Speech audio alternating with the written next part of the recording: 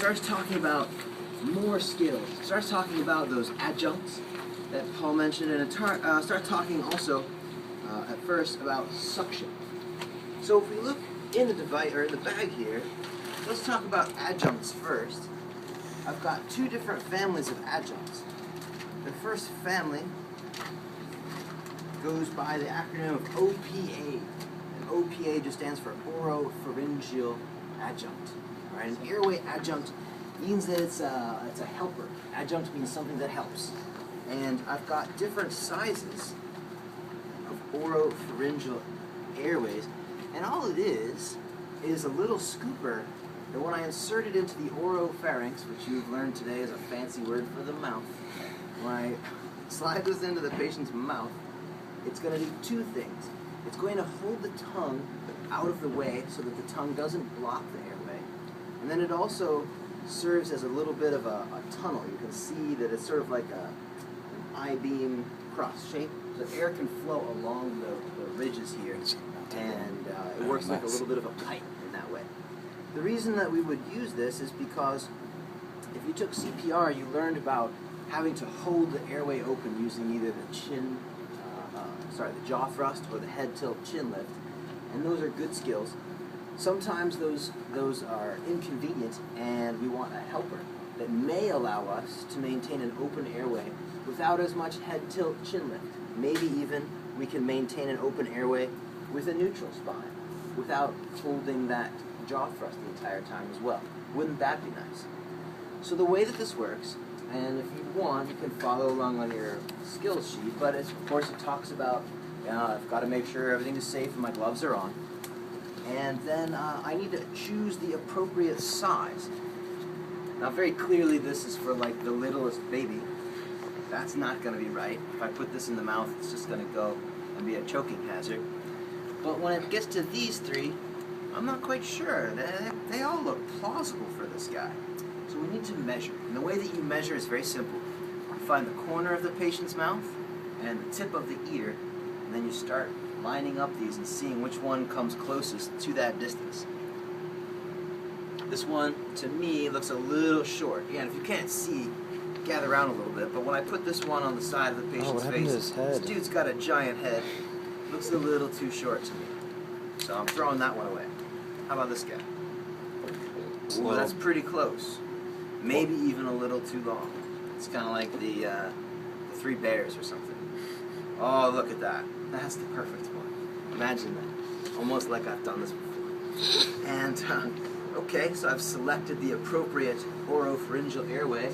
I've measured it. And then it says, inserts the airway without pushing the tongue to the posterior. Without pushing the tongue posteriorly.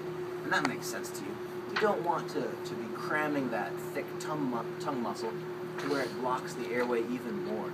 So there's two ways that I can accomplish this.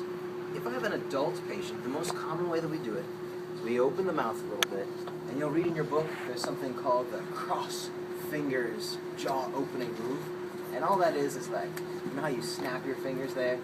It's just a move to help you open the mouth with one hand. You can put your fingers in here and snap your fingers and get that. Yeah. That's kind of gross. A real person won't do that. That's how you can hold the mouth open easily, that cross fingers snapping motion. And then, to prevent pushing the tongue posteriorly, I'll actually insert this upside down halfway first. That way I'm not like pushing this against his tongue. You'll see, it looks like this. I start halfway until I touch the top of the mouth, and then I gently rotate into position and finish the move like so. And if I've done it right, this is my finished product. The airway adjunct should be resting somewhere on the lips or the teeth. If it looks like this when I've finished and I can't get it in anymore, I've somehow measured inappropriately and it's too big. And similarly, if this thing gets lost in the mouth, then I went too small. Should look just like this. Right now you're looking at that and you're thinking, oh, I don't want anyone to do that to me.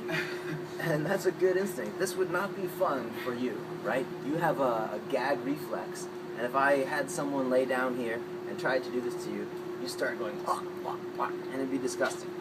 You might even vomit. So this is a helper that we would use for someone who's unresponsive and they're so far down our AVPU scale that I can do this and it doesn't elicit a gag reflex. Sometimes that V or P patient who still, if I yell in their ear, "Sir, wake up!" like, that person's brain might still trigger a gag reflex. Someone who responds to this very, very well may respond to sliding this into their throat. All right, but someone who's unresponsive and is way down on our AVPU scale, I can usually put this in without eliciting a gag reflex. If I insert this and I notice that I've caused the gag reflex, my patient starts. Okay, cool. That's how we remove it. Straight out. No rotation. So again, insertion looks like this. Cross fingers, halfway like so, rotate around, finish the job, pulling it out when I'm either done with this patient or I decide that, this patient has a gag reflex. Pull it straight out. Could not be simpler. The second way that you could put this in is more appropriate for a pediatric patient. The child's soft palate and hard palate is not as durable as the adults. And if I do this move on a child where I put it in and twist like this, there's a good chance that I'll slice the top of their mouth and it'll cause bleeding in the airway, and that nobody wants that, right? So what you would do with a child is you would get a tongue depressor, you know, put that tongue depressor in there to just hold the tongue out of the way.